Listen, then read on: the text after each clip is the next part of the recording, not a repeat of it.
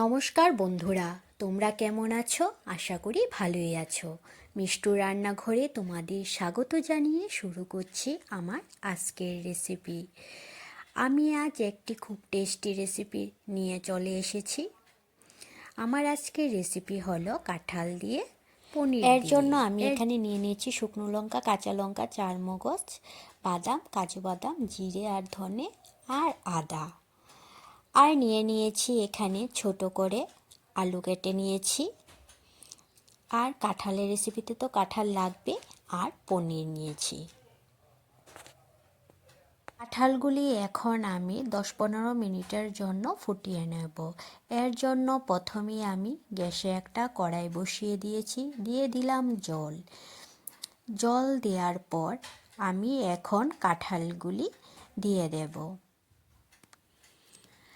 কাঁঠালগুলি দেওয়ার পর কাঁঠালগুলির মধ্যে সামান্য হলুদ আর সামান্য নুন দিয়ে আমি কাঁঠালগুলি 50% মতন সেদ্ধ করে নেব।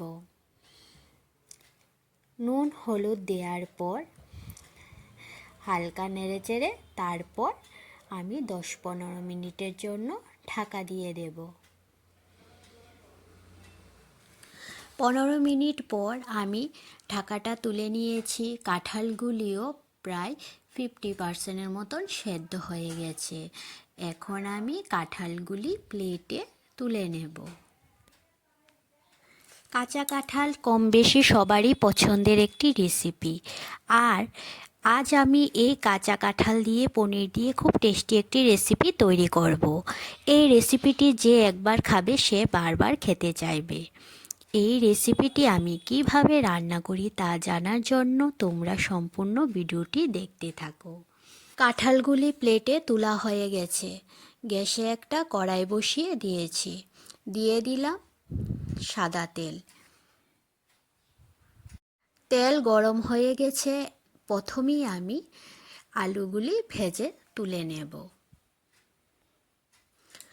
আলুগুলি দেওয়ার পর আমি পরিমাণ মতন নুন আর পরিমাণ মতন হলুদ দিয়ে নেড়ে চেড়ে তারপর 5-10 মিনিটের জন্য ঢাকা দিয়ে দেব, যাতে আলুগুলি সেদ্ধ হয়ে যায়। 10 মিনিট পর আমি ঢাকাটা তুলে নিয়েছি। আলুগুলিও সেদ্ধ হয়ে গেছে। এখন আমি আলুগুলি ভেজে তুলে নেব। আলুগুলি সেদ্ধ করা নিয়েছি কারণ তাহলে রান্নাটা তাড়াতাড়ি হবে। এখন আমি আলুগুলি তুলে নিয়েছি। এই তেলে এখন আমি কাঁঠালগুলি ভেজে নেব। কাঁঠালগুলি ভালোভাবে ভেজে নিতে হবে, তাহলে রান্নাটা খুব ভালো হয়। এখানে দিয়ে দিচ্ছি পরিমাণ মতন নুন আর পরিমাণ মতন হলুদ। নুন হলুদ দেওয়ার পর কাঁঠালগুলি আমি ভেজে নেব। কাঁঠালগুলি আমার 50%-এর মতন আগেই সেদ্ধ হয়ে গেছে। এখন আমি ঢাকা দিয়ে দিচ্ছি, তাহলে পুরোপুরিভাবে সেদ্ধ হয়ে যাবে। কাঁঠাল আর আলু আমি ঢাকা দিয়ে দিয়ে ভেজে তুলে নিয়েছি। ঢাকা দেওয়ার ফলে কাঁঠাল আর আলু সেদ্ধ হয়ে গেছে, ভাজাও হয়ে গেছে। এখন রান্নাটা বেশিক্ষণ লাগবে না, তাড়াতাড়ি হয়ে যাবে।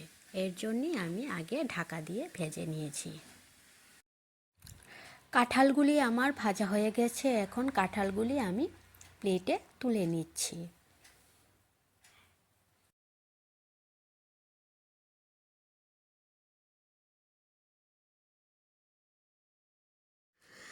কড়াইতে এখন অল্প পরিমাণ তেল দিয়ে আমি পনিরগুলি ভেজে তুলে নেব।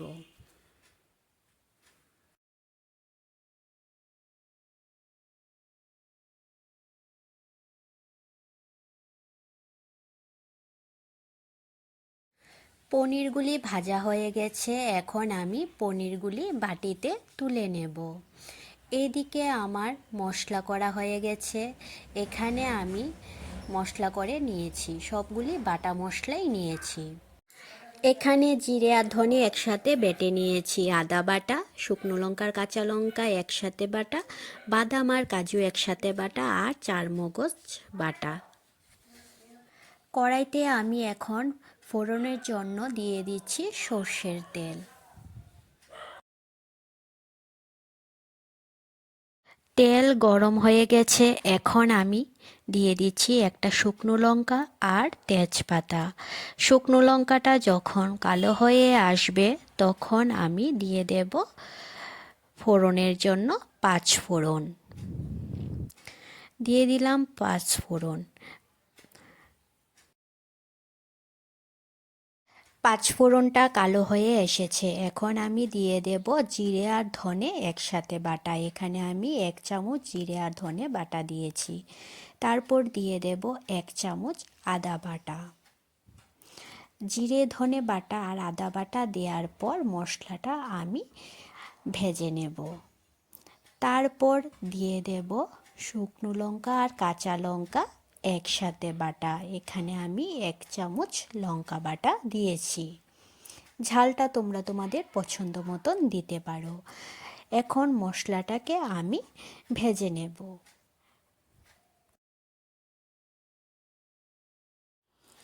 মশলাটা ভাজা হওয়ার পর এখন আমি দিয়ে দিচ্ছি 4 মগজ বাটা।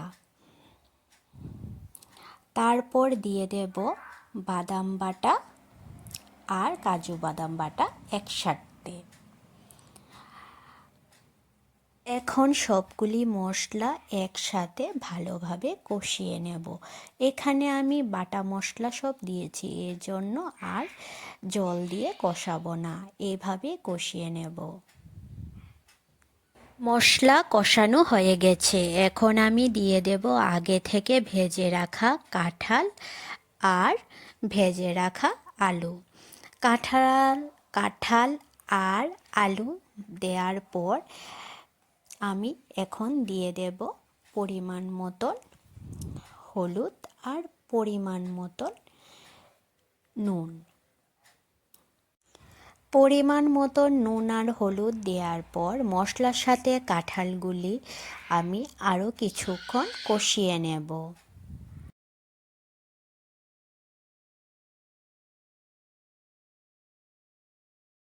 এখন আমি পনিরগুলি দিয়ে দিচ্ছি।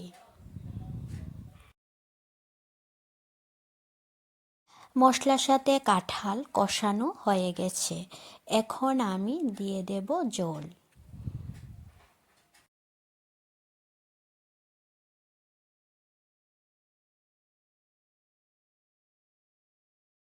ঝোল দেওয়ার পর এখন আমি দিয়ে দিচ্ছি স্বাদের জন্য 1 চামচ চিনি। ঝোলটা ফুটে এসেছে, আর 5 মিনিটের মতো রান্না করলেই হয়ে যাবে।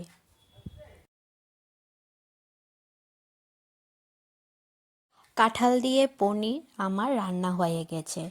নামানোর আগে আমি দিয়ে দেব 1 চামচ ঘি আর গরম মশলা।